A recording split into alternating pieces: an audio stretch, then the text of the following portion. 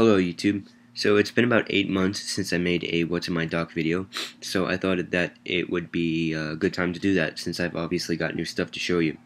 So before I start, this is my early 2011 MacBook Pro 15-inch. It's running Lion, most up-to-date version, 2 GHz Intel Core Intel Core i7 quad core, 8 gigs of RAM, but obviously that's not too important for this.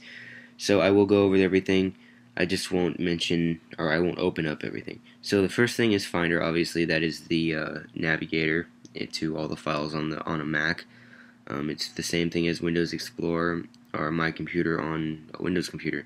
Mail is the mail application I use. I don't really care for Microsoft Outlook or whatever it is that comes on Office for Mac. Safari, that's my main web browser on Windows and on PC. If I had to choose something other than Safari, it would be Firefox. And then the next is iTunes. Obviously, everybody knows what that is, to sync and manage your media files like music and videos and other things. App Store on the Mac, same thing as on iOS, just for apps on the Mac that you can get pretty cool stuff on there. Google Earth, obviously, explore the world. It's a very interesting program, very cool, a lot of fun. This next one I will open. It's called ExpressVPN, and if you happen to be in grade school, elementary, middle, high, maybe even college, obviously most schools have a lot of websites blocked, like eBay and YouTube, Facebook, other things like that. What this little program allows you to do is bypass that. I used to use something on Windows called UltraSurf, and I'm sure some of you are familiar with that. But unfortunately my school found that out and got rid of it, or made it so that it wouldn't work anymore. So my friend actually referred me to this, and you actually unfortunately have to pay for it, but I don't have to pay for it since he already has an account, so he pretty much shares it with the whole school, so it's really cool of him. But what this allows you to do, like I said, is it's a proxy, and what you can log into any of these, whichever is close to you. In my case, it would be Dallas. You just press connect, it'll connect. Obviously, it won't do anything here since I'm on my home network, but it connects and it's ready to go that easily. It bypasses the block. It's very fast. You get about for a proxy, it's fast. You get about 2 to 3 megabits down. I'm not sure how much you get up, but it's really good for a proxy. One thing that I do want to say though is if you do install this and it doesn't work automatically, defaultly it is on UDP. All you have to do is click options up here like I just did and click TCP and click save. So I thought that just might be helpful if you plan on getting this. I think it's $7 a month, but I could be wrong. Check it out. It's really cool if you're interested in doing something like that. So I use that all the time. It's a lot of fun. And the next thing is Tether. This is a program that I use for my iPhone. I'm sure this was in tech news a few months ago. This company somehow got a Tether app on the App Store with Apple approving it. It was up for about a day, less than a day, and then it was taken down. The only reason I have it was $20, and I didn't want to pay that much for it. So I didn't buy it, which really wasn't a mistake because I knew there was going to be a jailbreak that came out. And so I got Installous on my 4S, and I put this on it with Installous. So this allows you to tether, and it's not like MyWi, so you don't have to be jailbroken. Obviously, you would have had to have bought it when it was on the App Store, but you have to install the program on the computer, which is this. This is both Windows and Mac compatible, and you'd have to get the program on the phone, on iPhone, Android, or BlackBerry, and it works very easily. There is no Wi-Fi tethering. It has to be through USB, but I use this instead of MyWi because MyWi tells your carrier if you're tethering or not, and it messes things up. It makes your bill higher, and sometimes they'll charge you a lot more, and it's a big mess.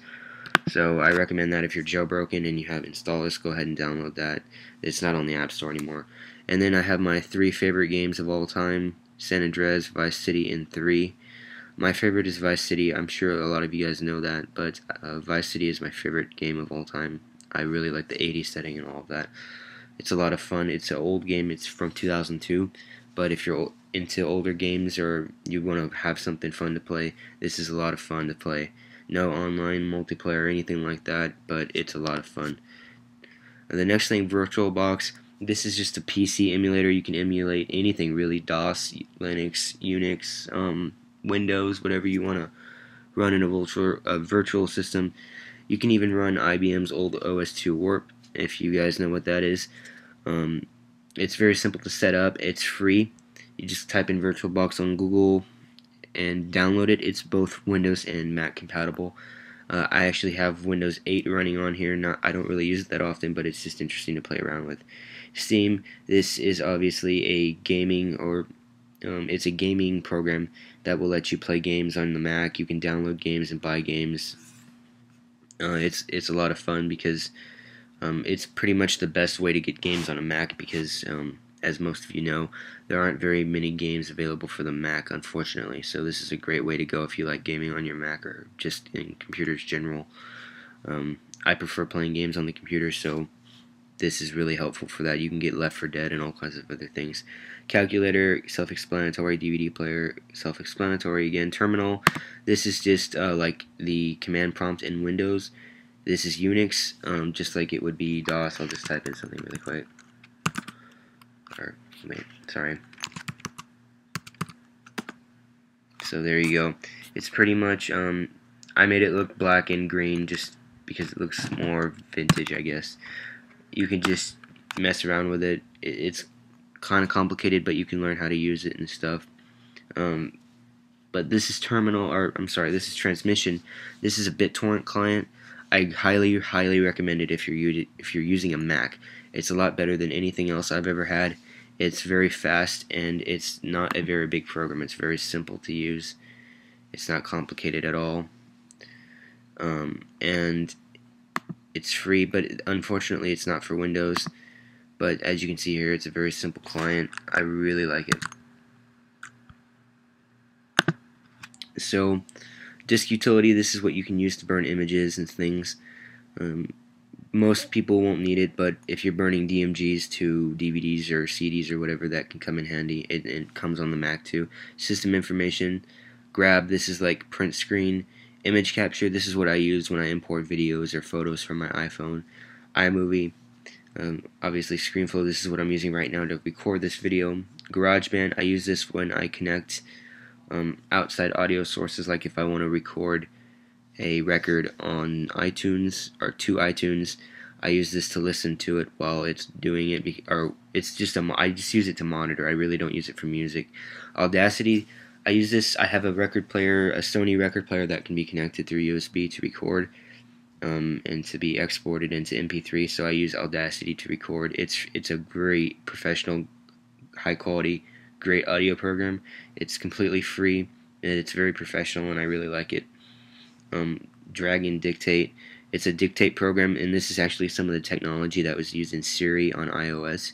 It's a really good program for dictating. It's kind of pricey though, but you can, if you plan on getting it free, then you don't have to worry about that. Dictionary, I use this a lot for school, just referencing and things. Pages is like Apple's version of Microsoft Word, if you're not familiar with that. And then Microsoft Word, this is the 2011 version in PowerPoint. And finally, App Cleaner. This is what I use to get rid of apps. I'll download apps a lot of the times just to try them out, or if I only need them one time and then delete them. So I always have this handy because I use it quite a bit.